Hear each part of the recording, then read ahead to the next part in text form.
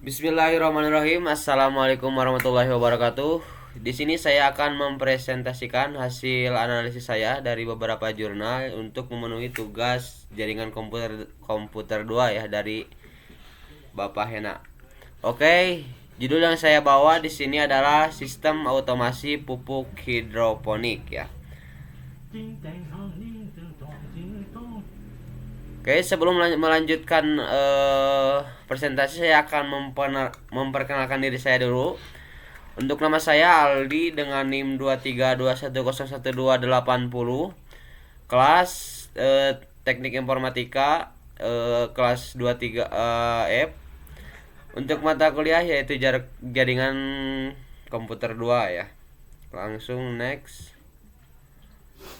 Oke, langsung saja di sini ada latar belakang ya. Untuk latar belakang di sini ada beberapa poin ya. Yang pertama ada sistem hidroponik membutuhkan nutrisi dan pH yang stabil agar tanaman tumbuh optimal.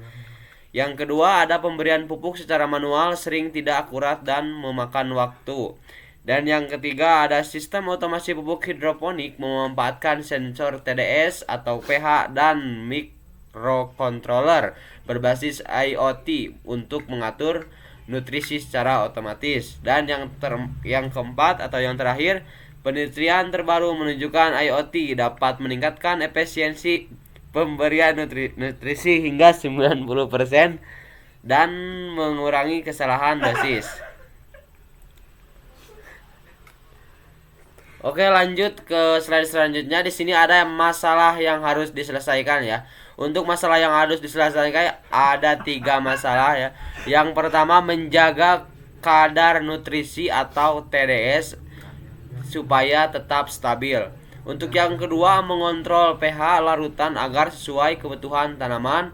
Dan yang ketiga ada mempermudah pemantauan jarak jauh melalui smartphone. Lanjut ke slide selanjutnya. Di sini ada desain sistem gambaran umum ya. Untuk di desain sistem gambaran umum di sini ada 2 poin ya. Yang pertama ada komponen utama dan yang kedua ada fungsi sistem. Untuk komponen utama ini terdiri dari beberapa poin. Yang pertama ada microcontroller, yang kedua adalah sensor, yang ketiga adalah aktuator, dan yang keempat ada koneksi IoT ya. Untuk microcontrollernya di sini memakai ESP32 atau bisa juga dengan node MCU atau juga bisa menggunakan Arduino Uno ya. Dan untuk sensornya di sini menggunakan TDS, pH, ultrasonic, yang leper air dan flow sensor dah. Untuk yang akuator di sini menggunakan pompa nutrisi yang disimbolkan dengan A dan B, terus bisa pakai pompa air dan relay 2 channel. Untuk koneksi IoT di sini kita bisa menggunakan Telegram bot atau by app maupun WiFi router ya. Langsung yang kedua ada fungsi sistem ya. Untuk fungsi sistem di sini yang pertama bisa membaca TDS dan pH dari sensor. Terus yang kedua bisa mengirim data ke microcontroller. Yang ketiga bisa mengontrol pompa jika nilai di luar batas optimal. Dan yang keempat menampilkan status sistem di aplikasi IoT secara real time ya. Lanjut ke slide selanjutnya.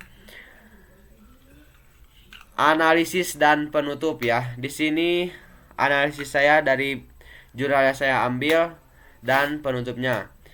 Dari yang saya analisis, cara kerja sistem berdasarkan 3 jurnal yang dari 2022 sampai 2004. Ada beberapa poin yang saya temukan. Yang pertama, sensor TDS dan pH membaca nilai nutrisi dalam larutan. Untuk yang kedua, jika TDS di bawah batas, pompa nutrisi aktif menambah larutan AB atau sampai mix. Dan yang ketiga, data dikirim melalui WiFi ke aplikasi IoT atau Telegram atau by link ya. Dan yang keempat, hasil analisis saya di sini pengguna dapat memantau dan mengontrol dari jarak jauh. Jadi jika kita bepergian ke manapun saja, kita masih bisa mengontrolnya dari jarak jauh ya. Selanjutnya Oke, di sini juga ada kelebihannya ya. Kelebihan dari sistem ini kita dapat, yang pertama dapat menghemat waktu dan tenaga. Yang kedua, tingkat akurat tinggi atau error sensor kurang dari 2%. Dan yang ketiga, dapat dipantau real time dari mana saja ya. Oke, lanjut ke slide selanjutnya. Di sini ada yang terakhir ada kesimpulan ya. Untuk kesimpulannya ada beberapa poin seperti biasa di sini. Yang pertama, sistem otomasi pupuk hidroponik berperan penting dalam menjaga kestabilan nutrisi dan pH tanaman. Yang kedua, penggunaan microcontroller seperti ESP32, Node MCU dan Arduino dengan sensor TDS dan pH mampu mengatur dosis pupuk secara otomatis dan akurat. Yang ketiga, interogasi IoT atau Telegram atau by link app memudahkan pemantauan dan pengendalian sistem dari jarak jauh. Yang keempat, berdasarkan 3 jurnal yang saya analisis, sistem ini meningkatkan efisiensi dan akuransi pemberian nutrisi hingga lebih dari 90%. Dan yang terakhir, dengan pengembangan lebih lanjut, misalnya kontrol PID atau fuzzy dan penyimpanan data di cloud, sistem ini berpotensi menjadi solusi pertanian hidroponik modern yang efisien dan berkelanjutan. Oke, lanjut ke slide selanjutnya.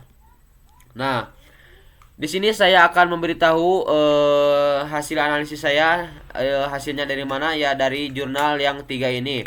Di antaranya satu dari Handayani yang berjudul Sistem Pengendali Nutrisi dan pH Air pada Tanaman Hidroponik Selada. Yang kedua dari Rendra Abdillah Panjaitan yang berjudul Sistem Pemberian Nutrisi Otomatis pada Tanaman Hidroponik Selada dan with System berbasis IoT. Yang ketiga dari Widiantoko yang berjudul Sistem Kontrol dan Monitoring Kandungan Nutrisi pada Budidaya Sayuran Hidroponik berbasis IoT. Oke, sampai sini saya sudah menjelaskan analisis saya. Maaf jika banyak kesalahan dari perkataan maupun pembahasan karena saya masih dalam tahap pembelajaran. Sekian dari saya Aldi, terima kasih. Wassalamualaikum warahmatullahi wabarakatuh.